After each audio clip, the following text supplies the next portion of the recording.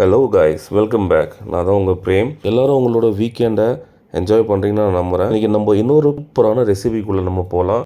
இன்றைக்கி பண்ணுற காக்டெயிலில் நம்ம டபுள் லேயர் பண்ண போகிறோம். காக்டெயில்னாலே நம்ம அவ்வளோ என்ஜாய் பண்ணுவோம். ஸோ இதில் நம்மளுக்கு டபுள் லேயர் காக்டெயில் கிடச்சா எப்படி இருக்கும், வாங்க பார்க்கலாம் எப்படி பண்ணுறது. வாங்க நம்ம ரெசிபிக்குள்ளே போகலாம். ஸோ டக்கு நான் சொல்லிடுறேன். எப்போவுமே நீங்கள் ஒரு காக்டெயில் பண்ணும்போது மறக்காமல் லெமன் அண்ட் மின்ட்டை ஆட் பண்ணிடுங்க. நான் ஆல்ரெடி அதை ஆட் பண்ணிட்டேன். ரொம்ப அதிகமாக வேணால் ஜஸ்ட் ஒரு 45 ml பக்காடி ஆர் ஒயிட் ரம், ஓல்டு மங், உங்கள்கிட்ட என்ன ஸ்டாக் இருக்கோ அதை யூஸ் பண்ணிங்க. ஸோ இந்த இடத்துல நான் ஒரு 45 ml பக்காடி எடுத்துக்கிட்டேன். ஸோ ஆல்ரெடி சொன்ன மாதிரி தான் கைஸ்.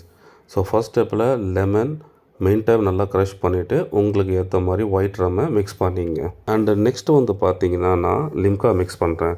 பட் கைஸ் இது கம்பல்சரி கிடையாது லிம்கா தான் போடணுன்ட்டு.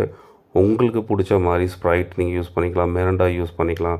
ஸோ நிறையா வாட்டி பார்த்தீங்கன்னா நான் ஸ்ப்ரைட் யூஸ் பண்ணி தான் பண்ணியிருக்கேன். ஸோ இந்த வாட்டி டிஃப்ரெண்ட்டாக பண்ணலான்னு சொல்லி லிம்கா ஆட் பண்ணுறேன். அண்ட் ரொம்பவே ஸ்லோவாக ரொம்பவே பக்குவமாக ஆரஞ்ச் மொஜிட்டோவை யூஸ் பண்ணுங்கள். ஸோ அதை நீங்கள் ஊற்றுறது எப்படி இருக்குன்னா டேரெக்டாக போய் கீழே லேண்ட் ஆகணும். ஸோ இதுக்காக நீங்கள் லிம்காவே நல்லாவே கூலிங்காக வச்சுருந்தா மட்டும் தான் இந்த மாதிரி நடக்கும். இல்லாட்டி டோட்டலாக மிக்ஸ் ஆயிரும். அண்ட் ஃபைனலாக பார்த்தீங்கன்னா ப்ளூ லோகன் நம்மளுக்கு பிடிச்சது. நார்மலாக வெளியெலாம் போய் பார்த்தீங்கன்னா ப்ளூ மொஜிட்டோ, லோகன் மொஜிட்டோ நம்ம யூஸ் பண்ணுவோம். ஸோ சேம் அதை தான் நான் ஆல்ரெடி ஃப்ளேவர் எடுத்து தண்ணியில் மிக்ஸ் பண்ணி வச்சுருக்கேன்.